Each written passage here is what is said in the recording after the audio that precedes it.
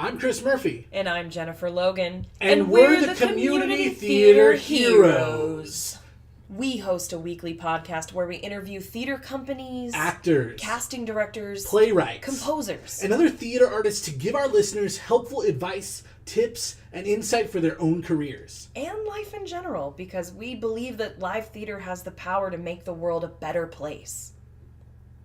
Welcome to episode 2 of the Community Theater Heroes podcast. In this episode, we interview the artistic director of Twilight Theater Company, Dorinda Toner. Dorinda shares some incredible insight and advice for running a theater company, as well as some of the mistakes she sees actors making in audition rooms far too often. Hope you enjoy the episode.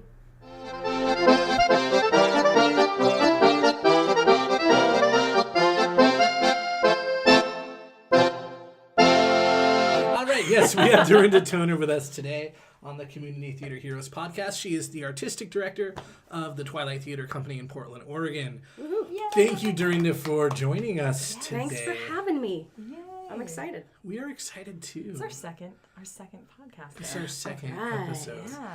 Episode 2. Episode The Deuce. The return of the Deuce. Return of the Deuce. Return of the Deuce. No. I wasn't Stop going it. for that. Stop That's it. not. All right. So. Dorinda gave us coffee. Yeah. It's hitting. And the power to edit. Which we will not exercise. Good. So yes. Dorinda, thank you for being here. How are you doing today? I'm great. You great? I'm happy to be here. Yeah. Yeah. You said this is your third interview as artistic director. My third podcast. Third podcast. Yes. Oh, wow. Interview. Yeah. Yes. Yeah. So, I'm So sure I you've did one interviewed with several. Artslandia Okay. with Susanna Mars. And then recently there was a grad student from, I believe he was from down south originally, but he was doing a cross-Canada tour. Cross-Canada, oh my gosh. Let's edit that out. We're not. Cross-America tour, interviewing artistic directors on what it means to them to be an artistic director. And so he was doing episodic. Yeah. Yeah. Well, let's piggyback on that real quick. That's a great question we didn't send you. So can you, Dorinda Toner, Mrs. Toner, what does it mean to be an artistic director to you? In specific to Twilight Theater Company. What did you tell that guy exactly? Can you verbatim? give us this? And give it He to sounds us, great. but better. Let's throw away this podcast Yeah. and just We're put doing that one his. in. We're What's doing his his. name? that one. What's his What's his number? Is he seeing anyone? He sounds impressive. Okay, well, in a nutshell, the artistic director's job is to develop and communicate the vision for the company artistically, and then have that trickle down through all of the staff and all of the production staff, all the directors and actors and volunteers, and pretty much everybody who comes through the door should have an idea of the company's vision and why they're here and why it's important. Okay. So I'm that gatekeeper, I guess you would say. But practically, I think the artistic director's job is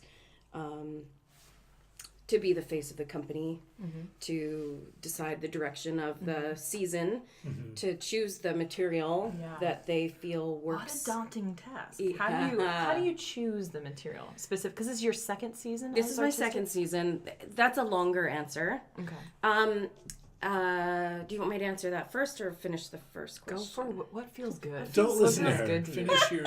Follow your heart. Follow your listen to heart. your heart. Be true to yourself. Well, let me finish up what the artistic director does that I think, in addition to all of those things, and then, of course, working in tandem with your executive general manager who sort of handles the business side of the nonprofit, you're also doing some of the nonprofit work as far as writing and following bylaws, answering to your board, the day-to-day stuff like signing leases and paying the rent and that sort of thing. But I also think the janitor needs... oh my gosh, I need more We're coffee. not editing. herself We're a not janitor. editing. She's so humble. The She's so artistic humble. director needs to... My brain's working faster than my mouth. The artistic director needs to be an example. Yeah. And sometimes that means things like doing janitorial. Yeah. So, Nice. scrubbing toilets, mopping the full stage, circle. building the sets. Very nice. And I hope I never grow out of that. Yeah. Yeah. Yeah. One thing that is just abundantly clear about you, Dorinda, is how much you care about Twilight. it was clear from the moment I first auditioned for this company, and it's not a facade. Like you could tell that Dorinda really cares about not only the vision of Twilight, but of everyone that comes through the door, whether they be an artist of some kind, an actor, or volunteer, or choreographer, whatever. Any person that comes is sets foot. Excuse me, I'm spitting. She cares about, and you really are the face. You make people feel welcome immediately. I love hearing that. I think that I think that that's just genuine. I think when you love something and it's a part of who you are and it's a part of your identity, you want everybody to have that great experience and care about it as much as you do. Of course, not everybody is going to, and you can't control every element and you can't control everybody's experience. Yeah. But again, I think it's just leading by example.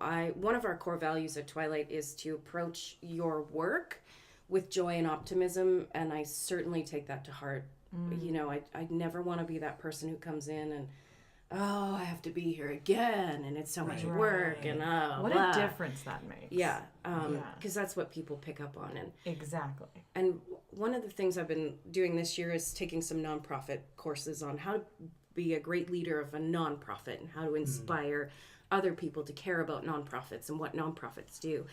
And so one of the things that she says is, a lot of times when we do that, we do it for no pay, we do it for long hours, it's very difficult, and you feel like you're herding cats and trying to get people on board. And this is Joan Gary. She's quite impressive in her field. And one of the things the first thing she says, remember that you have the dream job. And I think that I do. Yeah. So it makes things like scrubbing the toilets and washing the floors a little easier and easier to approach with joy, I think. So, yeah. Some of the audience that we're going to hope that this podcast reaches nationally is going to be a lot of community theaters that are in much smaller communities than we are blessed to have here in Portland, Oregon. Yes. So what would you try and offer those companies and their boards? What are a few things that just kind of off the cuff stand out to you, especially since taking these courses? Because I haven't been a part of the administration of a theater, but I can understand how the business stuff and the day-to-day stuff would completely miss some people, and then that kind of does a trickle-down thing. Well, I mean, I'm lucky because I have a great board, and one of the members of that board is also one of the founding members of Twilight, Danielle. She's our executive managing director, and we really call ourselves right and left bun of Princess Leia. We do feel like we're sort of like this female power duo, and we have been entrusted with this company. And I think ultimately, I think it's not enough to just want to do theater. It's not enough just to get a group of people together and say, wouldn't it be fun if we just put on plays? I think you need to have a mission. Absolutely. I think you have to have a goal. You have to know your why, or there's really no purpose. And the more that you establish those sorts of things, like, why are we doing it? Why does it matter? Why should people care? Why do they care enough that they're going to give us money? Why do they care enough that they're going to bring their friends and family to support it? That would be the best piece of advice that I have is, if you're a small theater company, maybe in a less theatrically inclined city than Portland, Oregon, you really need to hone your mission and dial into what your community needs and what your community, how your community can benefit from what you're providing. Right. I think that's incredibly important. That was one of the first things you did, too, when you came on to Twilight, I believe. I think we were sitting down for coffee a few weeks ago, and you said when you came on, you went to a board meeting, and the mission of Twilight, it wasn't clear. There was no mission statement. And our board president emeritus, Joe Stromlane, was really instrumental in helping push that forward. I think everyone on the board wanted that, but we weren't quite sure the steps to get it. And that was a great moving forward for us, establishing what we do and why it's important. Because I'm not sure if we've actually said that out loud yet. What is Twilight's mission? Twilight is a not-for-profit that endeavors to meet a growing need in North Portland, to produce innovative and accessible work, both for artists and audiences alike. So what that means is we don't want to do the same old chestnuts that every community theater is doing. Annie. We want to, not that there's necessarily anything wrong with those, but there's a plethora of people doing them. Yes. And we think that we can challenge our community theater audiences to be more participatory, intellectually, conversationally, in the community, and there's no reason why community theater cannot be a place where artists can come and learn and grow and stretch. And we really push our directors and our production staff and our actors and our volunteers to really focus on creating a community where artists can come in and say, man, I really had a phenomenal experience. I learned so much from that director. I grew as my skill set as an actor. And I interacted with audience members and we talked about how important that was or how much fun that was. Or I met people who lived down the street from Twilight and they're coming back for the next show because they had such a great time. And so that whole idea of creating community one conversation at a time is really super important. So. You know, you had talked about, I think briefly, your theme though, like you the season that you chose. I know last year was really interesting, and this year is especially interesting. You picked like sort of an overall theme for the whole season. Right. So then this just goes right back to the question that we touched on briefly, which is how do I choose a season? And the answer is I keep in mind what our mission statement is. So ultimately it has to be accessible. It has to be innovative. We have a tagline, which is entertainment with edge. So it has to be marketable within that tagline for our company. It has to be producible within the confines of my space. The equipment that I have, the number of people that I have, the budget or lack of budget that I have. And then I choose a season theme, which gives some direction and hopefully is not just a direction, but inspires people coming in. So last year it was connections.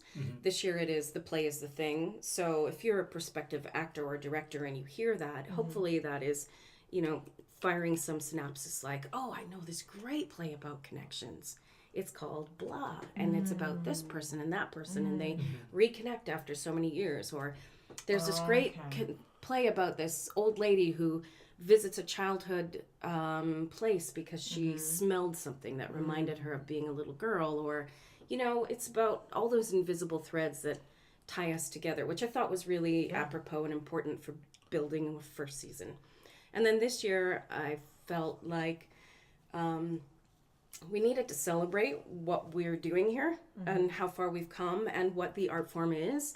And so that play on the play is the thing sort of opens up a broad spectrum of plays that have been influential, plays that are historical, plays within a play. There's a lot of threads, and I think if you give creative minds a little hook, they generally bait and run with it. They tow the boat.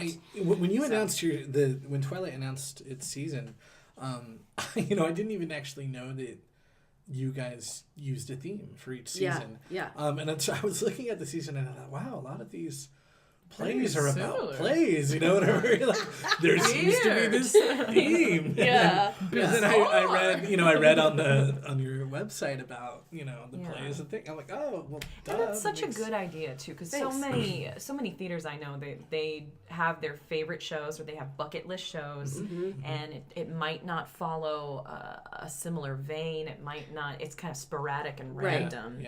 And I think it's good for the audience, too, because they know coming in a little bit more about what to expect. They're not coming in so blind. And for patrons that come back and see show after show, that theme really builds. And there are some other subtle structures, like, I do a Christmas show at Christmas, of course. But I also structure the season in other ways, too. In August, we have 3 little air conditioning units here on our second floor, and it's very warm. So I will push that envelope and maybe pick a show that's a little less stressed to get people in the butts in the seat. Or In May, I may do something a little more femme-centric because it's Mother's Day and it's spring and it's about birth and babies and women, and I want to celebrate that. Yeah. In September, I might do something a little more cerebral because it's back to school.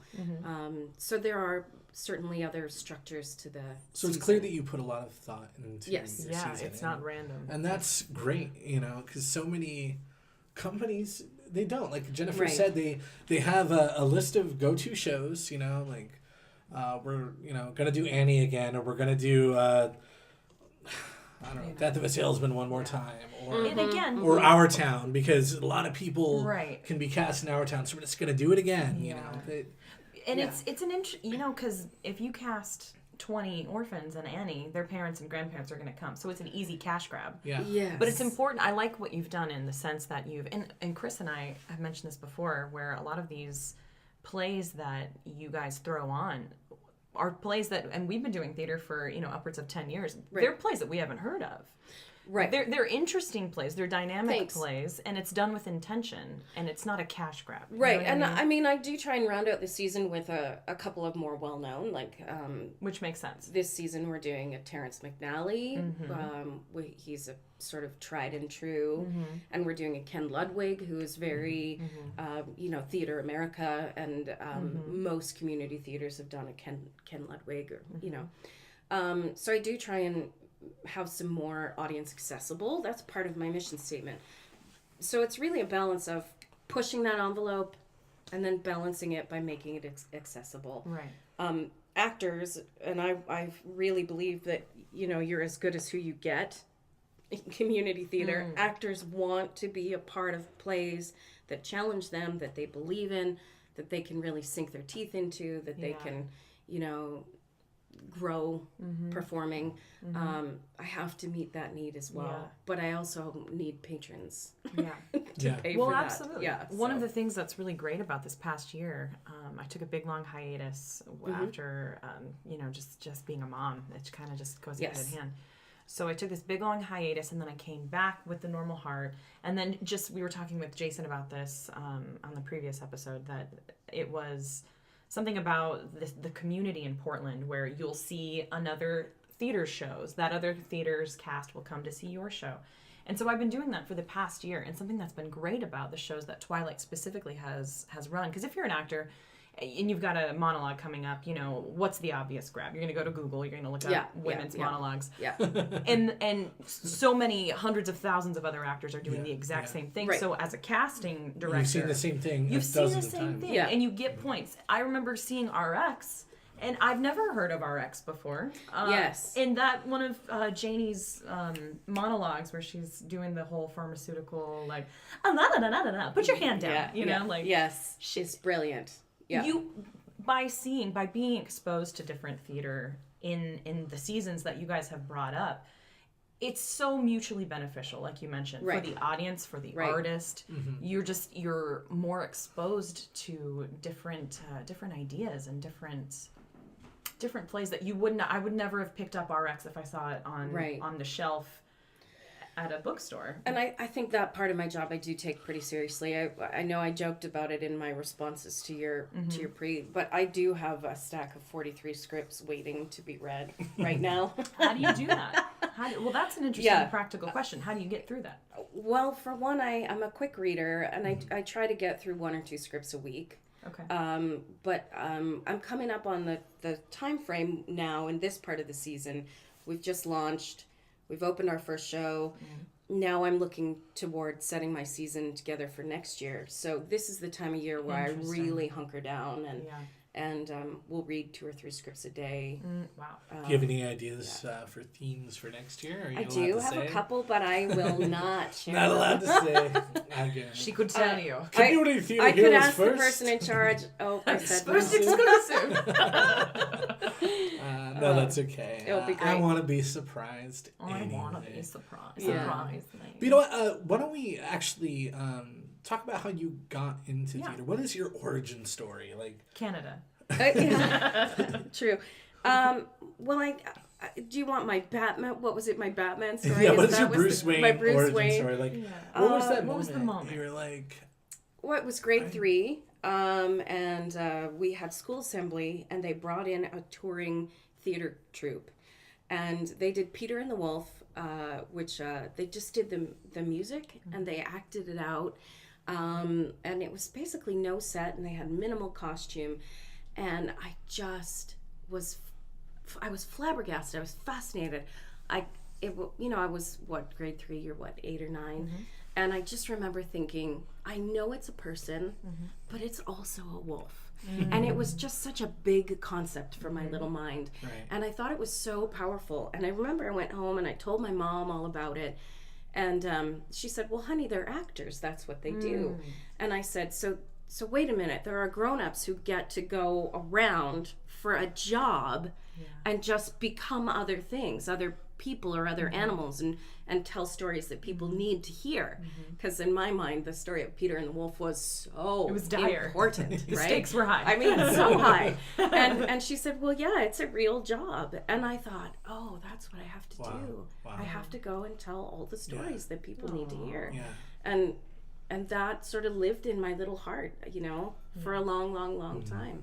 It still does. Yeah, children's theater is amazing. I used to work at the Lancaster Performing Arts Center in Lancaster, California, and about 2 or 3 times a year we'd had Missoula Children's Theater come through. Mm-hmm. And, for a week I would stage manage, their thing and just watch these kids come in 2 or 3 times a year. And, I worked there for 8 years or so. And so you see kids grow up and you see just what this means to them. It's so impactful. Yeah. When I was in high school, I got to play Snoopy in You're a Good Man, Charlie Brown. And it's a bucket list we got to go around to, I think, 4 or 5 little elementary schools and perform. Yeah. So it really was this sort of beautiful circular back to that moment. And I remember after the show, all the little kids would run around to get our autographs. And I thought, Snoopy wouldn't sign his name. He would do a little paw print. So I would draw a little paw print on all of the kids' autographs, and I remember they would turn to each other and they'd be like, I got Snoopy's paw print! And there was no artifice, they were 1,000% there with me, and it was... That's awesome. It was just, it was just a real full circle moment, so... Anyway, we're almost running out of time, so I want to ask you a couple more questions. Do it. First, let's talk about audition advice for actors. Like, what are some of the worst mistakes you see actors make in auditions? Okay, well, I think this goes without saying, but I'm going to say it because I see it, so I guess it does need to be said actually. First of all, even if it's community theater, you need a resume and you need a headshot. And I don't care if that resume is handwritten. I don't care if that headshot is something you printed off your phone. Right. I don't care. But as a director, if you do good work in the room, and I'm going back over my paperwork, which is sometimes 30, 40, 50 people, I need to know who you are and what you've done. Yeah. So that's number 1. 2 is don't apologize for yourself. What do you mean by that? Actors walk into the room and they say, "Oh, I'm sorry, I have a cold. Oh, I'm sorry, I knew this in the car. Oh, I haven't auditioned in so long. I'm, and I don't care. I mean, I have empathy for you, but honestly, don't just come in and show me what you are right in this moment. That's what I care about. And I think piggybacking off that is, don't show me. A lot of times, actors fall into this trap where they think, I'm gonna show them what I think the role is, or I'm gonna show them what I think the director wants, which isn't really what I want to see. What I want to see is who you are, what you do, and how you do it. So don't give me what you think I want. Just show me who you are. And then I'm really looking for people who can listen, take direction, and who are professional in the room. If you're fooling around on your phone, if you're there to flirt with other people, if you're being disruptive in the lobby, that's not gonna really impress me. It's not gonna be someone I want to work with. So. All right. Well, thank you, Dorinda. I know we're running out of time. I wish we could have so much more. But all right, you know what? Let's. Can we do one more? We could do one more question. Let's do one more. You know what? I'll let you pick, Jennifer. Oh, jeez. Oh, God. It's your job. Oh, God. Time is... I think it's double-sided.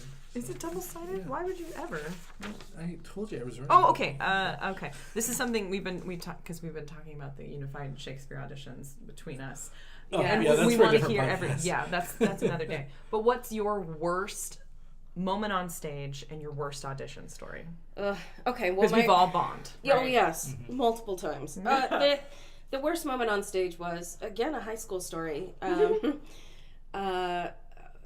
We were competing at a provincial level, and I opened the show. I was sitting on a park bench. My character was sitting on a park bench. She is reading a romance novel. She pops a bonbon in her mouth, and she opens the show speaking.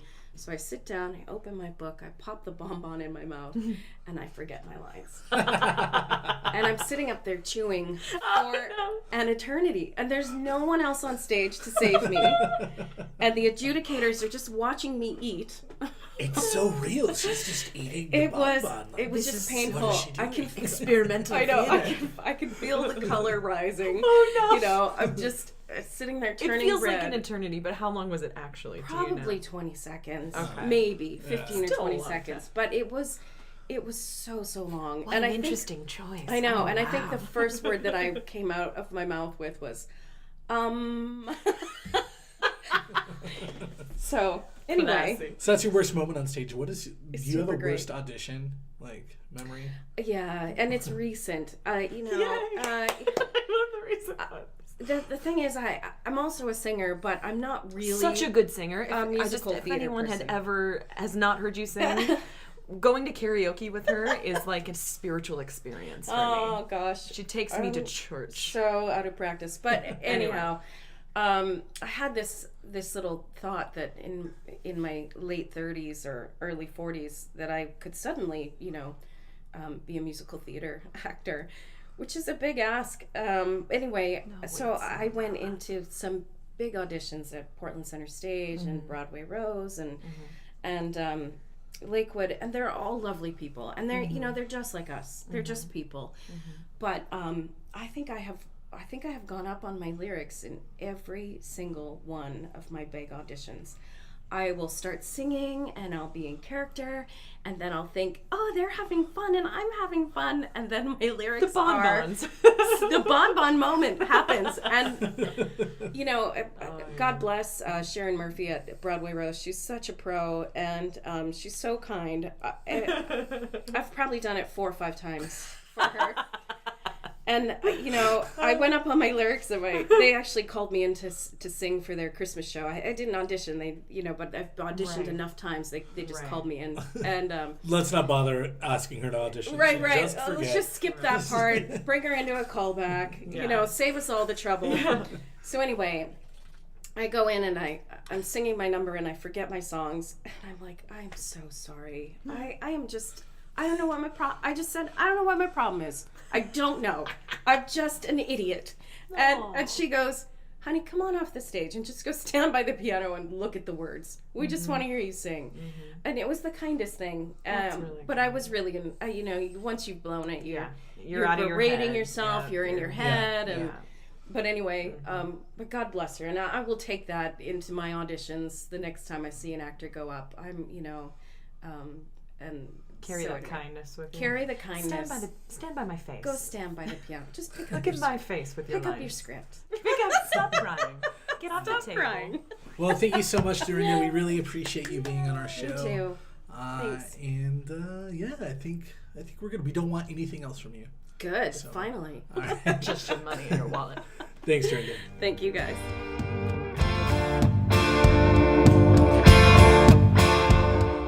And that's our show. Thank you so much for listening. Please follow us and like us on social media, rate us well on iTunes, and share our show with your friends and family. Thank you so much to Dorinda for taking the time to be on the podcast, and to Twilight Theater for allowing us to come down and record at their space. If you'd like to learn more about Twilight Theater, visit their website at twilighttheatercompany.org. Want to learn more about us or be interviewed on the podcast?